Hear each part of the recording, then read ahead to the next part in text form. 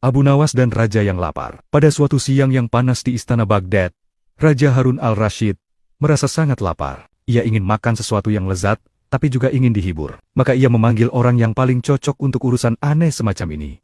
Abu Nawas. Ketika Abu Nawas tiba, Raja langsung berkata, "Abu Nawas, hari ini aku ingin dua hal. Pertama, aku ingin kenyang.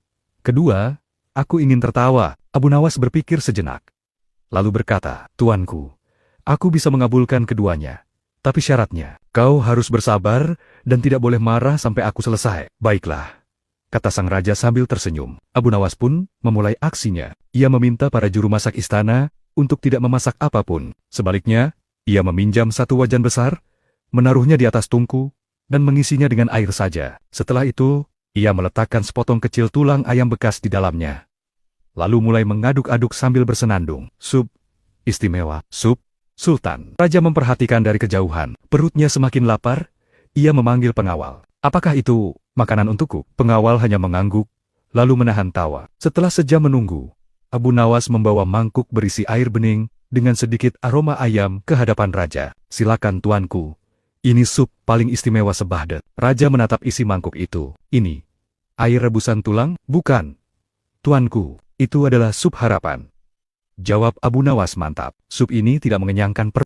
Abu Nawas memang orang yang cerdas, namun ia tetaplah manusia biasa. Saat masih bujangan, ia ingin menikah dan berkeluarga seperti pemuda lain. Sudah lama Abu Nawas mencari wanita yang tepat untuk dinikahi, tetapi belum menemukannya. Hingga pada suatu hari, Abu Nawas bertemu seorang wanita yang cantik, pintar, dan rajin beribadah. Abu Nawas langsung jatuh hati dan ingin menjadikannya istri. "Mungkin aku akan bahagia jika menikah dengannya. Tapi, bagaimana caranya?" Pikir Abu Nawas. Karena cintanya begitu membara, Abu Nawas rajin berdoa dengan khusyuk kepada Allah. "Ya Allah, jika memang gadis itu baik untuk hamba, maka dekatkanlah. Namun jika tidak baik untuk hamba, tolong ya Allah, pertimbangkan lagi agar ia baik untuk hamba," kata Abu Nawas dalam berdoa yang terkesan memaksa. Setelah berdoa, Abu Nawas merasa sedikit lega. Abu Nawas yakin bahwa Allah akan mengabulkan permohonannya. Tidak hanya sekali, setiap selesai sholat 5 waktu, Abu Nawas selalu mengulang doa yang sama selama berbulan-bulan. Namun sudah 3 bulan berlalu tanpa ada tanda-tanda terkabulnya doa. Abu Nawas mulai berpikir, "Mungkin doaku kurang pasrah atas pilihan jodoh, makanya Allah tidak mengabulkannya. Aku harus mencari cara lain supaya Allah mau mengabulkan permintaanku ini." Abu Nawas pun kembali berdoa. Ia mengubah doanya. Kali ini ia benar-benar memasrahkan diri. "Ya Allah, hamba tidak meminta lebih kepadamu. Hamba hanya ingin meminta istri yang terbaik darimu." Abu Nawas selalu berdoa demikian setiap hari sampai berbulan-bulan. Namun Abu Nawas belum juga mendapatkan tanda-tanda akan dikabulkan doanya. Karena ia belum juga didekatkan pada gadis yang menjadi pujaannya. Abu Nawas mulai khawatir akan menjadi bujangan tua. Abu Nawas terus berpikir bagaimana caranya agar doanya cepat dikabulkan. Sampai-sampai ia susah tidur memikirkan doa. Akhirnya kecerdasannya membuatnya menemukan cara yang baru. Ia yakin kali ini doanya akan terkabul. Setelah sholat subuh, Abu Nawas kembali berdoa. "Ya Allah, kali ini hamba tidak meminta untuk diri sendiri,